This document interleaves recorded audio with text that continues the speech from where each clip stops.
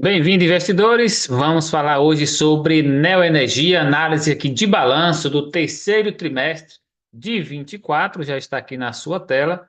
Quero te apresentar uma proposta fundamental que pode te ajudar aí a melhorar a sua saúde financeira. Eu faço mentoria para novos investidores, então posso te auxiliar aí. Se você não sabe nada de investimentos, eu posso te orientar a escolher aí os melhores tipos de investimentos, sobretudo diversificando, para assim aumentar ainda mais a rentabilidade e também a segurança, construindo a sua reserva de emergência, aumentar o seu patrimônio também aí em renda variável. Conte comigo, vou deixar o link do grupo do WhatsApp logo abaixo e também nos comentários, e aí você pode fazer contato. Eu estarei te acompanhando aí nos seus investimentos até que você monte a sua carteira ideal, muito bem diversificada, e assim aguardar com tranquilidade bons retornos, inclusive recebendo renda passiva todo mês na sua conta. Lembrando que no canal aí já tem análise também de trimestres anteriores, falando de indicadores da Neoenergia, e é importante você acompanhar. É uma empresa do setor de energia com atuação forte aí no Nordeste, uma das maiores do Brasil em número de clientes, então é importante estar no seu radar. Vou trazer aqui agora o resultado do trimestre e também vou falar um pouquinho sobre indicadores. Vou trazer aqui indicadores da Neoenergia. Então, vamos falar aqui um pouquinho de indicador e vou te dizer qual é o que mais está me preocupando ainda.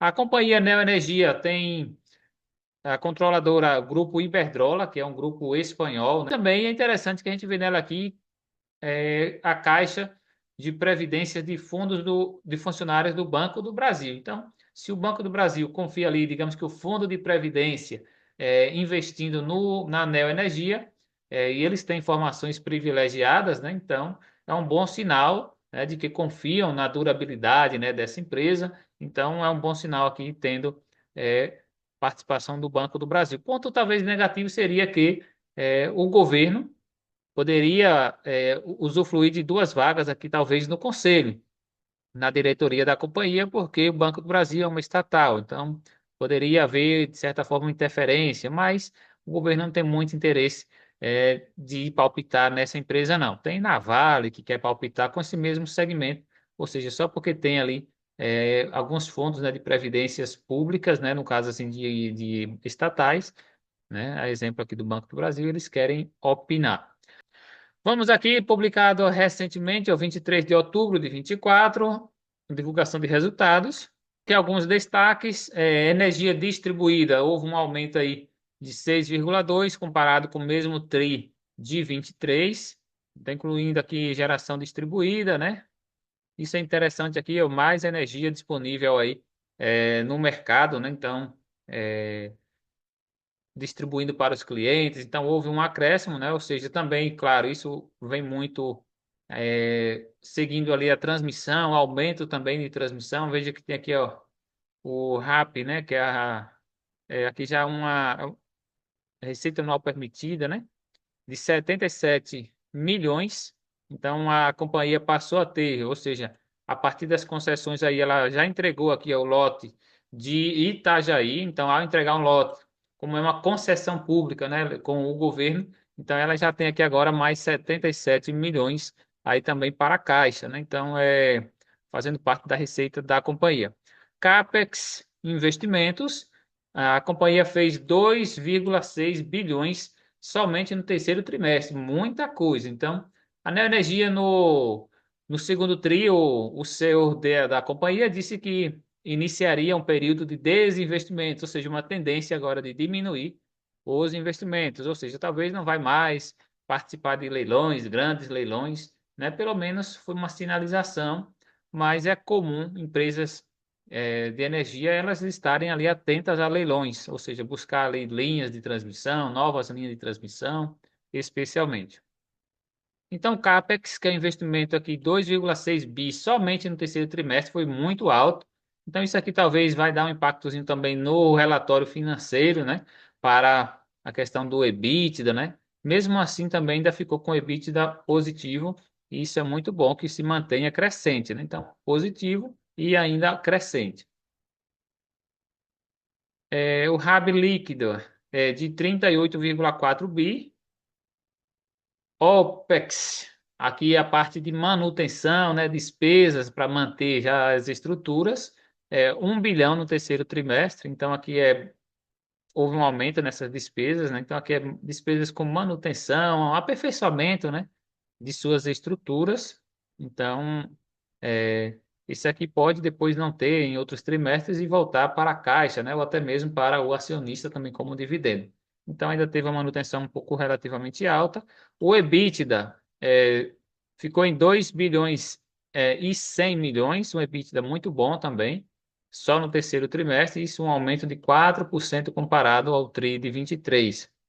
Pernambuco, aqui tivemos mudanças recentes, né? Então vem aqui a antecipação de 21 meses do início do contrato de reserva de capacidade. Outro destaque aqui foi a conclusão ali, o fechamento, digamos que das ações da Cosern, né? Cosern Neoenergia, acho que é Rio Grande do Norte.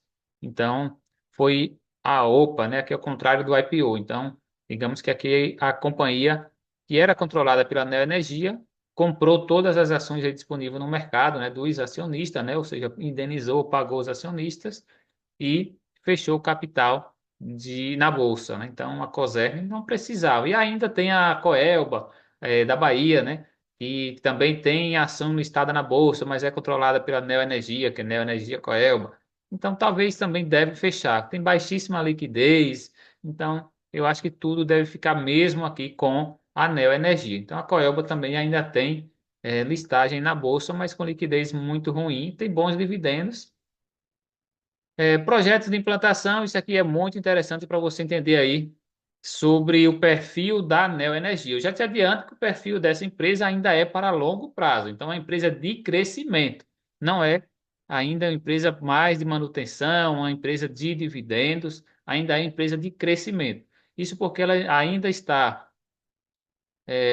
sobretudo ali investindo bastante, e isso, claro, para fazer investimentos, né, nesses leilões, isso precisa captar recurso e esse recurso se torna dívida, né? Então, a companhia tem esse problema e relativamente alto o endividamento, mas é normal para companhias de energia, só que de certa forma preocupa pelo patamar da Selic no momento. Vou mostrar depois o indexador, né, mas relativamente está alta, é o principal problema da neoenergia, é o alto endividamento, e parece que o mercado está muito ciente disso, tanto que já está precificando essa situação. Se você for analisar aqui no PVP, veja que está com deságio de 28%. Então, PVP abaixo significa que as ações estão sendo negociadas muito baratas com relação ao que é o preço de mercado.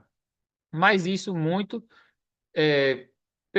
por dois motivos. Um é o endividamento e o outro motivo é também o controlador, que é internacional, que é o grupo Iberdrola. Então, há uma concentração também maior, ações livres no mercado, um número um pouco menor, então o mercado fica um pouco preocupado, porque que a empresa não, parece que não quer ter muitos acionistas, né?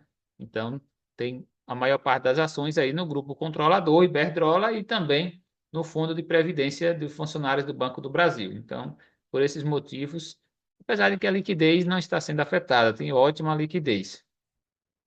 Então, aqui, projetos em implantação, isso aqui vai se tornar, ó, leilão aqui de 2018, 2020, 2021, 2022, eles vão sendo aos poucos entregues, né? Então, vai aumentando aqui, ó, o RAP, né? Que é a receita anual ali permitida, então eles vão recebendo, né, esses valores aqui, ó, vai para o caixa da companhia, porque são concessões públicas. Então, à medida que vão entregando, vão recebendo também. Então, aqui vai aliviar um pouco o caixa da empresa. Então, leilões aqui recentes, 4 leilões importantes. Então, essa companhia, ela, claro, tem listagem recente na Bolsa também, em 2019, né? E, de certa forma, ainda está investindo muito. Então, logo mais aí ela vai surfar um pouquinho mais agora, os rendimentos, vai melhorar as margens, isso porque vai diminuir investimento, diminuir manutenção e passar realmente agora a colher ali do tempo de concessão, né? Vender a energia ou distribuir também. Portanto, nós temos aqui liberação já total no primeiro trimestre de 25, então isso aqui já vai trazer mais conforto para a empresa no próximo ano. Então já aí quase 160 milhões de reais para o próximo ano. Conclusão aí do leilão de 2018 de Guanabara. Então o projeto já está 93% adiantado e ainda falta um restante que equivale aqui a 160 milhões de retorno para o caixa. Morro do Chapéu, na Bahia, também um projeto quase concluído, 96%. Então já tem aqui 47% de RAP liberada, ou seja, isso aqui é a parte de dinheiro, né, que vem para a companhia por entregar partes da transmissão, né?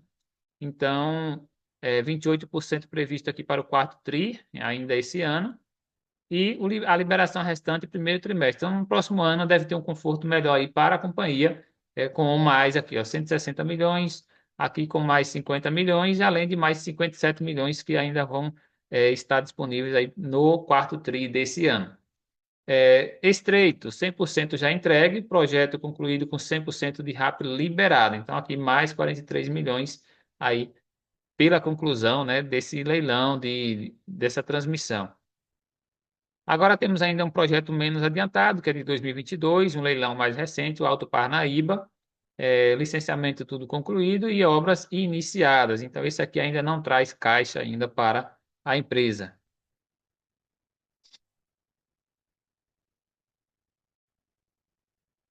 Aqui mostra 300 milhões de RAP liberada no nono,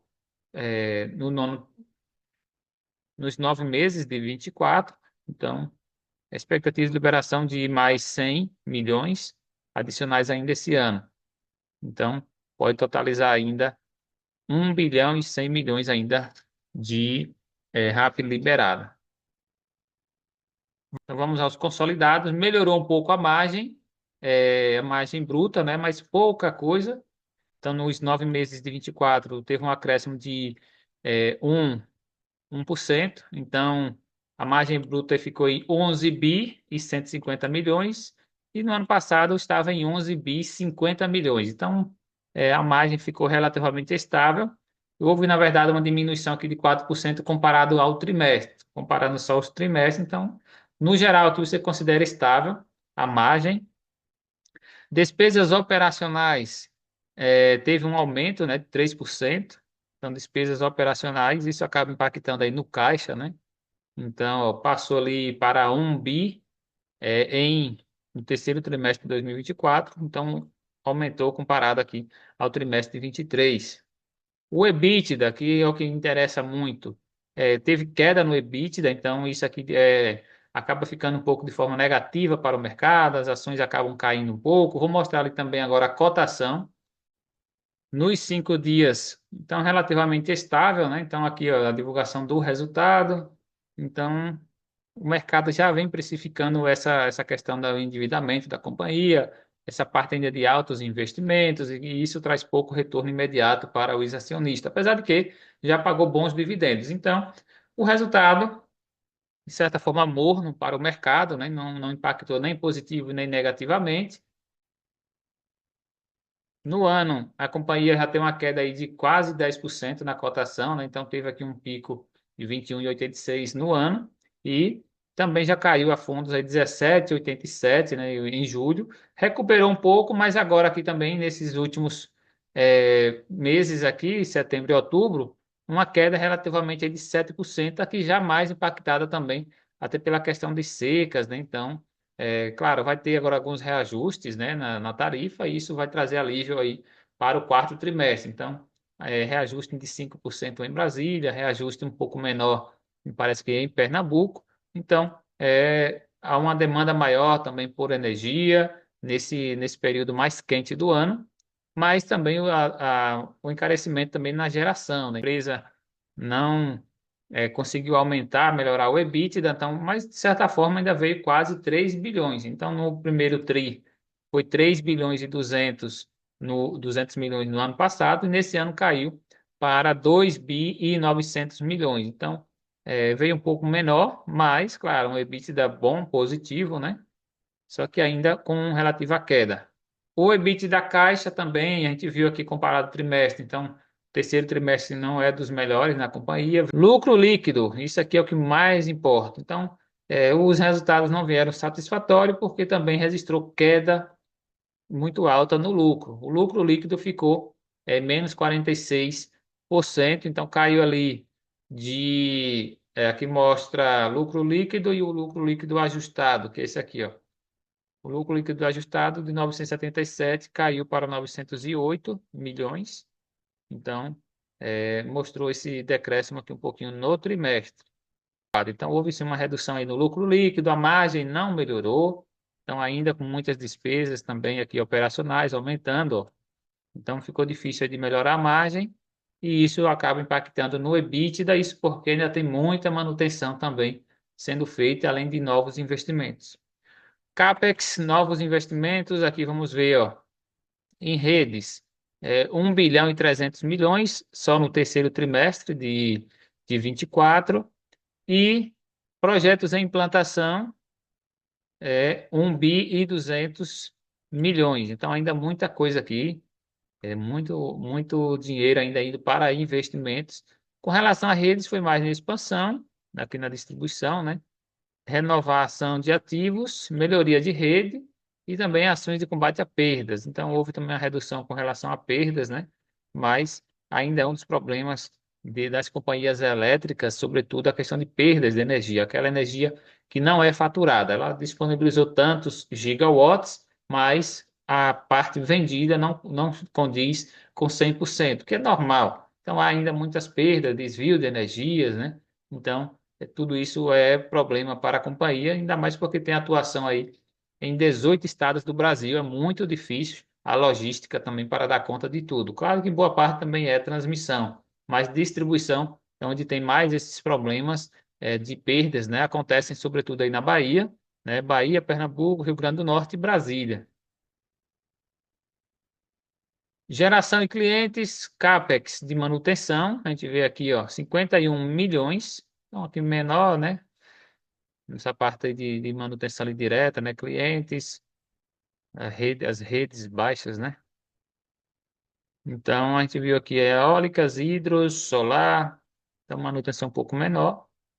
2,6 bilhões em investimentos no trimestre e 6,7 bi investidos no acumulado. Então, no acumulado do ano, nos 9 meses. Então, muito alto investimento. Então, aqui ainda está ainda na fase de crescimento, a empresa investindo bastante. Isso gera menos oportunidade de caixa também aí para os investidores que preferem, sobretudo, terem a renda passiva, né? Aqui vamos ver aqui um pouquinho a energia injetada, né?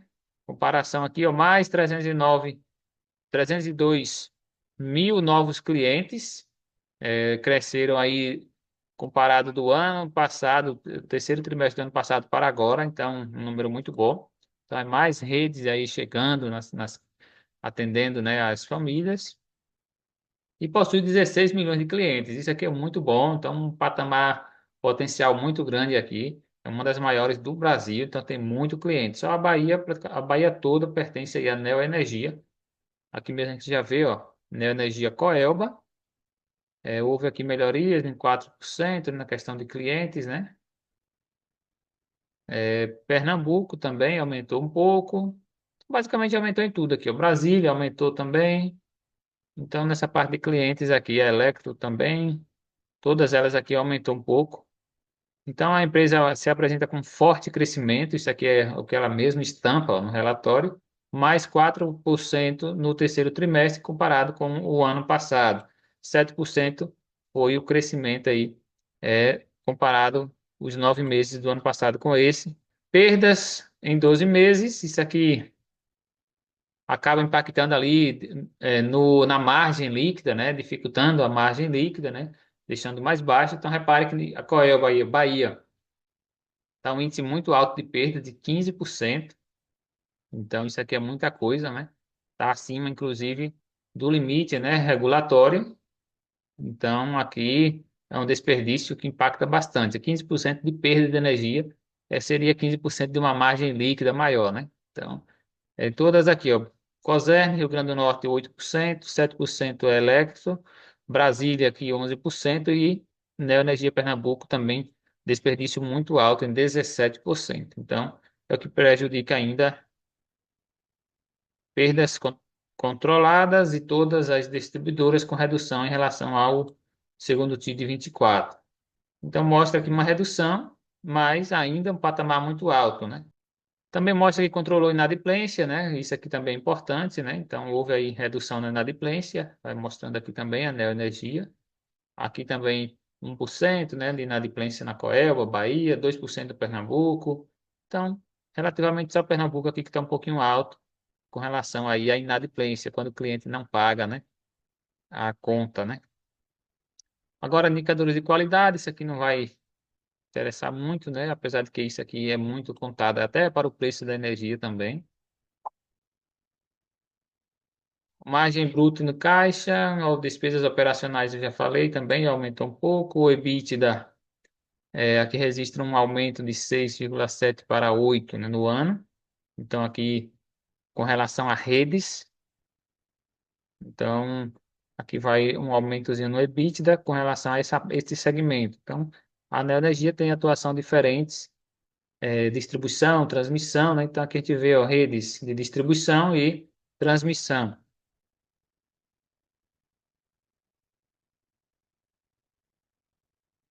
Então, transmissão diminuiu um pouco aqui a questão da transmissão, distribuição aumentou, então está aumentando ali o número de clientes, né? Então, mais redes também ali chegando aos clientes. Geração de clientes, aqui a gente vê também reduções aqui no EBITDA, né? Relacionado à geração de clientes. Hidroeólica, solar, então tem essa diversificação também, ó. Então, na geração de energia. Então, isso aqui também é muito interessante. Inclusive, agora, clientes, que é com relação ali à energia compartilhada, né? Gerada ali nas casas, né? E inseridas nas redes. Então, isso, inclusive, é objeto de discussão, né? As companhias não querem muito receber essa energia aí dos clientes, né? Mas tem que aguardar aí novas decisões ainda no Congresso, né? Essa parte aqui é o que importa mais, vamos falar um pouco melhor aqui sobre ela, com relação à dívida. A companhia mostra esse alto endividamento, sobretudo devido aos leilões ainda recentes. Então, leilão de ali Brasília, por exemplo, passou a gerir também Brasília, eh, adquirindo novos leilões. Então, tudo isso são dívidas que são feitas para 10 anos, 15 anos e acaba acumulando. Então, com muitos projetos que nós tivemos recentemente. Então, veja que o total de dívida mesmo é 50 bilhões de reais e 700 milhões. Uma dívida muito alta, um compromisso muito alto. A gente está vendo ali o EBITDA ali em torno de 5 bilhões. Então, está relativamente alta. Então, problema aí de endividamento. A companhia vale hoje 66 bi. Veja que 50 bi são dívidas. Então, claro, tem ali todos os ativos, né, da companhia, mas no final das contas ainda não estão pagos, né, aqueles investimentos feitos, ou seja, não houve ainda geração de caixa, de retorno, né, é, nessas concessões ainda, de uma forma a aliviar, sobretudo, o endividamento. Então, a companhia tem também ali 1,2 bilhão de ações, participa do novo mercado, isso aqui é bom, o free flow muito baixo ainda, isso dificulta a liquidez, e por isso que também o PVP está baixo, porque muitos investidores têm até receios de que venha em algum tempo aí a Iberdrola venha fechar o capital da Neoenergia na bolsa, então há ainda esse receio, apesar de que o Tega Long é de 100%, então há uma proteção para você caso isso aconteça, né? Então, free flow muito baixo. Isso aqui, com certeza, deve ter que fazer ali uma venda secundária de ações, né, dos controladores, especialmente dessa forma, a não ser que seja feito de outra forma, aumento de capital, uma oferta direta ao mercado também, né? Mas, mas aqui nesse caso, o ideal mesmo é diminuir a participação dos controladores e uma maior percentual disponível no mercado. Não está muito baixo. Isso pode, inclusive, com o tempo, sair do novo mercado. Então, o ideal que tem aqui é pelo menos 20%, 25%. Inclusive, a Caixa Econômica, Caixa de Seguridade, está passando por isso no momento. Necessidade de ter que aumentar o free flow. Isso para continuar no novo mercado. Portanto, o que preocupa aqui realmente é um pouco o endividamento, é normal, como eu disse, mas não deixa de ser um problema. Vamos ver aqui agora o que isso causa. Então, veja, 50 bilhões ali em dívidas. Veja que a dívida cresceu um pouco, ó, de 3 vezes o EBITDA. para 3,4. Isso significa que todo o lucro gerado ali em 3 anos ainda não é suficiente para pagar todas as dívidas. Então, o EBITDA da empresa então não é ainda suficiente. Então, ainda está alto, inclusive aumentando. Então, isso aqui também é um ponto negativo. Muitos investidores não gostam de endividamento, né? Mas para quem já tem, pode permanecer. Talvez você que vai começar a investir na Neoenergia pode ficar um pouco com o pé atrás aí, receoso, porque ela está com um pouco maior endividamento. Então você poderia até esperar mais algum momento, apesar de que a empresa já é descontada em quase 30%, o PVP ali de 0,72. Então isso já inclui essa margem de risco aqui do endividamento também.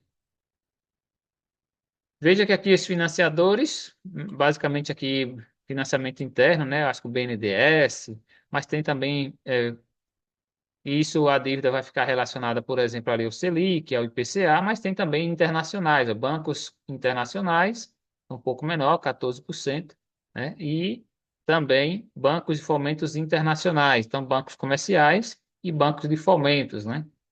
Então aqui mais ou menos 30%, quer dizer, 14, 28% dessa dívida externa preferencialmente deve estar aí atrelada ao dólar, se bem que o real está até mais difícil, porque o Selic aí em patamares altíssimos, e veja que isso é o que está afetando um pouco o resultado final de caixa, né, que pode vir também para dividendos. Veja isso, ó. O custo médio que a companhia paga é 10%, é isso que eu quero dizer, os juros é equivalente a 10%. Então, se ela tem ali 50 bi em dívida, ela está pagando 5 bilhões por ano. Então, é muito alto. 5 bilhões, eu falei isso no segundo trimestre, analisando a companhia. Então, ela está pagando aí 5 bi. Então, esses 5 bi seria, claro, o que iria ali para dividendos. Então, 5 bi. Imagina aí se ela pagasse, sobrando esses 5 bilhões, daria ali, ó, é, 3, 4 reais de dividendos. Então, se ela não pagasse essa dívida, poderia, por exemplo, distribuir 4 reais por cota em dividendos. Seria um dividend yield altíssimo, né? Então, a companhia é boa, agora, no momento, ela não está conseguindo gerar resultado diretamente para o investidor. Agora, ela é boa. Isso pode vir aí no futuro. Aí você pode ver a oportunidade se entra agora já com esse desconto, já com essa margem de risco assumida pelo mercado, né? PVP muito baixo, ou se você espera mais algum tempo. Então, talvez aqui a empresa ela vai dar melhores sinais a partir de 2027. Então, a gente vê aqui ainda, as dívidas são mais para longo prazo, a partir de 2029. Então, 60% da dívida ainda tem vencimento aí a partir de 5 anos. Então, esses 35 milhões aqui de dívidas, a companhia vai passar esses 5 anos seguidos ainda pagando. Então vai pagar 10% em cima disso. Só aqui já dá 3 bilhões e 500 milhões por ano, daqui até 2029. Então ainda não devemos esperar muita coisa nesses anos. Então vamos esperar que ela possa diminuir, né? E aí encerrando algumas debêntures e até diminuir, talvez não vá antecipar, mas pelo menos não emitir novas debêntures, que são títulos aí de dívidas, né? Então aqui, ó, tem muitos compromissos para pagar. 2024, 3 bi. 2025 tem 10 bilhões, então muita coisa aí para pagar. 10 bilhões é muito dinheiro. Então 10 bilhões a 10% de dívida. Só a dívida do ano que vem, 2025, vai ser 1 bilhão aí em juros, né? Ou seja, que a empresa vai pagar um dinheiro que acaba sendo, digamos que quase que desperdiçado. Mas se não for assim, elas também não conseguiriam fazer as linhas de transmissão. Então, aqui ainda quer dizer que está com capital confortável e custos competitivos. Interessante você saber, ó, 51% da dívida está baseada em IPCA. IPCA hoje está em torno de 4%, mais o fixo, que é 6,2%. Então, o IPCA está em torno de 10,2%, 10,5%. A Selic, responsável aqui por 46% também desse indexador de dívida, está um patamar um pouco alto. Então, se a Selic caísse, seria bom, daria a Selic cair, a inflação cair, aí sim daria um conforto. Talvez a companhia não iria pagar ali ainda os 5 bilhões por ano de dívida.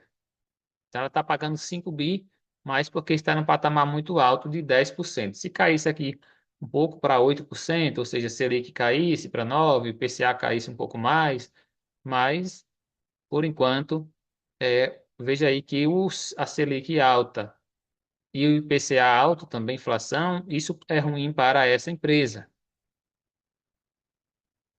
Concluindo aqui, vamos entender, ó, o EBIT da Caixa cresceu desde o IPO 97%.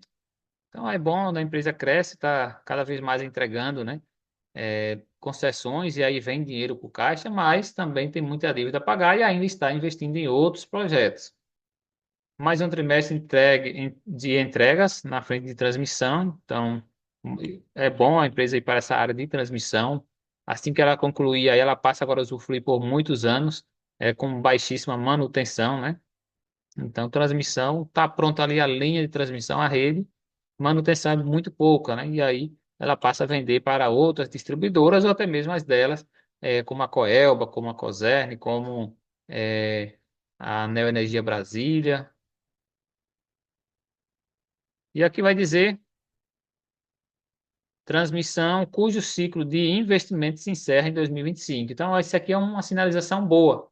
Isso porque, claro, a empresa não tem como se endividar ainda mais, pegando novos projetos. Então, está dizendo aqui que pretende, é a segunda vez que ela afirma isso, diminuir os investimentos que se encerram em 2025. Então, ainda pode haver um aumento da dívida até 2025 e depois começar a cair um pouquinho ali para abaixo de 3. As outras companhias de energia também estão nesse mesmo patamar de 3 vezes a dívida, né, o lucro dela anual. Mostrando um pouquinho aqui a Neoenergia rapidamente aqui para você. Então, isso aqui não dá ainda para analisar agora. O ROI dela está um pouco ainda abaixo, né, em 11, mas não está tão ruim também. Então, está no patamar ali aceitável, 10, 11, o retorno sobre os investimentos também 10. Isso aqui deve aumentar com o tempo, melhorar. A margem de dívida aqui, na verdade, a dívida bruta, repare que ela cresceu muito, ó, de 22 bi, foi para 26, 38, né, aqui no ano 2021, e foi aumentando, 43, 45, 50. Isso aqui é o que ela paga, que ela tem de dívida. Ela tem ali 7 bilhões em caixa, né, que esses 7 bilhões também geram um pouquinho de juros para ela, para a companhia, enquanto não faz alguns projetos. Mas o que ela tem mesmo de compromisso são 50 bilhões aí de dívida, muito alto relativamente. Então, já inclusive supera a própria receita anual, né, da companhia. O lucro anual aqui está 4 bi, né, 4,7 bilhões. Repare que aqui, isso aqui, ó, veja que o lucro bruto é 12 bilhões. 12 bilhões. Só que, como ela paga muito dívida, ela pagou aí 5 bilhões em dívidas praticamente, veja como cai, ó.